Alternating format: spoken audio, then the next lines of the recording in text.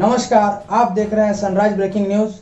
आइए देखते हैं सुबह की ताजा खबरें। एकीकृत पारा शिक्षक संघर्ष मोर्चा के चांडिल प्रखंड कमेटी की एक महत्वपूर्ण बैठक चांडिल बीआरसी स्थित शिव मंदिर प्रांगण में हुई। मोर्चा के प्रखंड अध्यक्ष रंजीत प्रमाणिक ने बैठक की अध्यक्षता करते हुए कहा कि वर्तमान सरकार चुनाव के दौरान किए हुए अपने वादे से मुकर रही है, अतः हमें आंदोलन में कूदना ही पड़ेगा। वहीं उक्त बैठक में मुख्य अतिथि के रूप में उपस्थित जिला अध्यक्ष सोनू सरदार ने कहा कि शासन के लंबे समय बीत जाने के बाद पारा शिक्षकों का एक मांग स्थायीकरण और वेतनमान का मुद्दा यथावत बना हुआ है। ये जानते हैं उन्होंने आगे क्या कहा।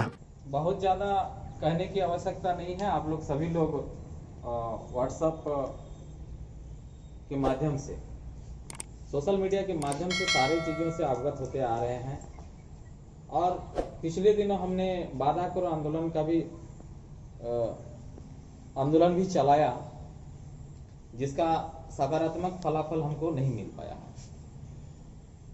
और नित्य दिन आप लोग नए नए सूचनाएं प्राप्त होती है। अभी माननीय शिक्षा मंत्री जी ने पदभार ग्रहण किया है और वो चेन्नई से कहते हुए समझ लेना चाहिए, ये वेतनमान की बात नहीं कर रहे, ये कल्याण की बात कर रहे हैं। और ये कल्याण कोष कौन सा कल्याण कोष है कि हमें प्रेस और मीडिया में इतने बड़े तरीके से दिखाया जा रहा है कि राज्य में जो पारा शिक्षकों जो आंदोलन की मूड बना चुके हैं वादा खिलाफी के विषय पर, सरकार की जो वादा थी कि 3 महीना में हमें वेतनमान देने की, चुनाव के पूर्व हर मंच और हर सभा में यूपीए की गठबंधन के सारे नेताओं द्वारा ये वादा की गई थी कि जैसे ही हमारी सरकार बनेगी 3 महीना के अंदर में ही पारा शिक्षकों का वेतनमान स्थायीकरण किया जाएगा। लेकिन आज दुर्भाग्य है, हमें वादा पूरा करो अभियान भी चलाना पड़ा, राज्य के मंत्रियों के दरबार में धरना भी देना पड़ा, लेकिन इसका कोई लाभोलाभ हमें नहीं मिला है। और ये सीधा तौर पर हम इस सरायकेला जिला की ओर से मैं कहना चाहूँगा कि सरकार की सरासर वादा खिलाफी है। और इससे पूरे राज्य, केवल सरायकेला ही नहीं, पूरे राज्य के पारा शिक्षक क्षुब्ध हैं और आंदोलन का मूड बना चुके हैं। जब आंदोलन की मूड बना चुके हैं तो आनन फानन में माननीय शिक्षा मंत्री जगन्नाथ जी को पदभार देकर के कल्याण कोष की झुंझुना थमा करके इस आंदोलन को रोकने की प्रयास की जा रही है, जबकि हमारी मूल मांगे हैं वेतनमान और स्थायीकरण। आप सभी लोग जानते हैं नई शिक्षा नीति 2019 जो आने वाली है, जिसमें पारा शब्द का कहीं जिक्र ही नहीं है। इसलिए पूरे राज्य के पारा शिक्षकों को यह भय सता रहा है कि कहीं ना कहीं 2022 में हम बेरोजगार हो जाएंगे और हमें इस सेवा से मुक्त कर दिया जाएगा। तो इसलिए हम हमेशा राजनीति का शिकार होते हुए आए हैं और आने वाले 2024 में पूरे देश में आम चुनाव है, लोकसभा की चुनाव है। अब देश में भाजपा की सरकार है, मोदी जी की सरकार है, राज्य में हेमंत जी की सरकार है जो यूपीए गठबंधन के साथ विपक्ष की भूमिका में रहते हैं। तो कहीं ऐसा ना हो, जिस तरह से कई वर्षों से हम लोग राजनीति का शिकार होते हुए आए हैं, इस बार कहीं ऐसा तो नहीं होगा कि केंद्र का हवाला दे करके माननीय मुख्यमंत्री जी भी अपना पल्ला झाड़ दें और ये दोष आरोप लगा दें मोदी जी को कि देखिए मोदी जी राज्य के पारा शिक्षकों को बेघर कर रहे हैं और आम चुनाव में इसको जोरदार तरीके से भुना करके राजनीतिक लाभ लेने का प्रयास करेंगे। लेकिन भैया पारा तो चले गए रसातल में, हम तो हो गए बेरोजगार। तो इसलिए हम लोग चाहते हैं कि ये सरकार भी, हमारा इतिहास रहा है कि जब जब पारा हित में कुछ निर्णय हुई है तो संघर्ष के बदौलत ही निर्णय हुई। और ये पूरे राज्य के जितने भी यूनियन के संगठन है, सभी जानते हैं कि पारा शिक्षकों के संगठन में सरकार को हिलाने की, सरकार बनाने की, सरकार बिगड़ने की ताकत रहती है। आज निश्चित रूप से यहाँ पर भी उपस्थिति काफी कम रही है और खेती बाड़ी का भी काम चल रहा है और कई दिनों से लॉकडाउन के चलते हम लोग मेल मिलाप नहीं हो पाए हैं। तो थोड़ा सा उस रिदम में आने में थोड़ा वक्त जरूर लग रहा है, लेकिन हम लोग कहीं से कमजोर नहीं है। हम लोग जिस तरह से रघुवर को 15 नवंबर में जो वादा उनका जो हस्र हुआ है, तो कहीं ना कहीं मुझे लगता है कि वर्तमान सरकार भी उसी दिशा में चल रही है, जिससे हमें विवश होकर कहीं ऐसा ना हो कि 15 नवंबर पार्ट 2 करने की आवश्यकता पड़े। हम लोग नहीं चाहते हैं कि ऐसी कोई राज्य में घटना घटित हो, लेकिन समय ही रहते ही हम लोग इसलिए आगाह करना चाहते हैं राज्य सरकार को कि 15 अगस्त से पूर्व हमारे हितार्थ कल्याण कोष की बात हम नहीं कर रहे हैं। कल्याण कोष की बात हम कभी नहीं किए हैं। हमें चाहिए वेतनमान और स्थायीकरण।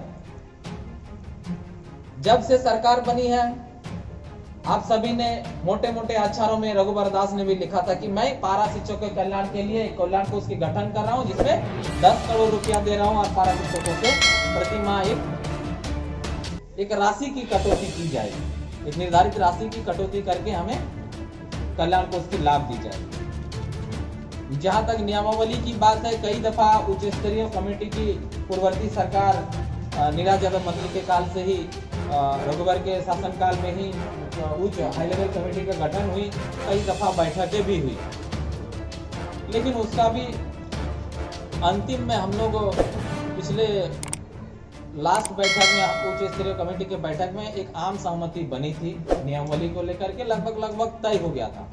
उसको भी हेमंत सरकार अभी तक लागू करने में सक्षम नहीं हो पाई। तो इसलिए सरकार की मंशा पर कहीं ना कहीं राज्य के पारा शिक्षकों को संशय में डाल रहा है। आज हम लोग संदेह की नजर से राज्य सरकार को देख रहे हैं। कहीं ना कहीं हमारे भविष्य की सुरक्षा को लेकर के सरकार बहुत ज्यादा गंभीर नहीं है। और जब हम लोग आंदोलन की बात करते हैं, तब तक बड़े बड़े प्रेस पत्रिका के माध्यम से ये दिखाने की कोशिश की जा रही है कि पारा शिक्षकों के कल्याण के लिए बहुत जल्द बड़ा निर्णय होने वाला है। इस बार भी जब हम लोगों ने घोषणा किया है कि चरणबद्ध तरीके से आंदोलन वादा खिलाफी, वादा पूरा करो का आंदोलन हम लोग चलाएंगे, तब से देख रहे हैं हर प्रिंट मीडिया, हर इलेक्ट्रॉनिक मीडिया में, अभी 2 दिन पहले बैठक हुई नहीं थी, 15 अगस्त को सौगात मिल जाएगी, वेतनमान मिल जाएगा, ये मिल जाएगा। ये एक तरह से राज्य के पारा शिक्षकों को भ्रम पैदा करने के लिए ये सब सरकार के इशारे पर की जा रही है, जो काफी निंदनीय है। इसलिए सरकार से हम आग्रह करेंगे कि प्रेस पत्रिका के सहारा ना लेकर के आपके किए हुए वादों को पूरा करने की दिशा में आप उचित कदम उठाएं और राज्य के पारा शिक्षकों को वेतनमान और स्थायीकरण की दिशा में आप कैबिनेट में प्रस्ताव ला करके उसे पारित करें। हर कार्यक्रम, राज्य में ऐसी कोई कार्यक्रम नहीं है जो आयोजित नहीं हो रही है। 2 उपचुनाव आप पार कर चुके हैं, कोरोना नहीं थी तभी। कई ऐसी योजनाएं आप जाकर के बड़े बड़े समारोह आयोजन करके उद्घाटन कर रहे हैं, शिलान्यास कर रहे हैं, तब आपको कोरोना का सामना नहीं करना पड़ रहा। जब पारा शिक्षकों की वेतनमान और स्थायीकरण की बात होती है तो आपको कोरोना का बहाना आता है। तो इससे हम वादा खिलाफी नहीं तो और क्या कहें। तो इसलिए और अब बहानेबाजी नहीं चलेगी। हम लोग आपके इस कल्याण कोष की झुंझुना से कतई संतुष्ट नहीं है। हमारी मूल मांगे जो 18 साल से हम लोग मांग करते आ रहे हैं कि हमें वेतनमान और स्थायीकरण किया जाए, अन्यथा हम लोग उग्र से उग्र आंदोलन करने के लिए बाध्य हो जाएंगे। और कभी ये मत सोचिए कि हम दम, आप में भी वही दम है, सरकार हिला सकते हैं आप, और हम मिल जाएंगे तो हम अधिक हो जाएंगे। तो इसलिए आवश्यकता है वैसे साथी का जो पूर्व में सूचना प्राप्त करने के बाद भी इस तरह के संज्ञा गतिविधि में शामिल हैं, उनको जगाने की आवश्यकता है और उनको ये एहसास दिलाना होगा कि ये लड़ाई रंजीत परमाणिक जी का नहीं है, निर्मल जी का नहीं है, सुखदेव जी का नहीं है, ना ही सोनू सरकार का। जितना लाभ सोनू सरकार को मिलेगा उतना लाभ एक आम पारा को भी मिलेगा। तो इसलिए कभी आप अपने बाल बच्चे की चिंता कीजिए कि 2022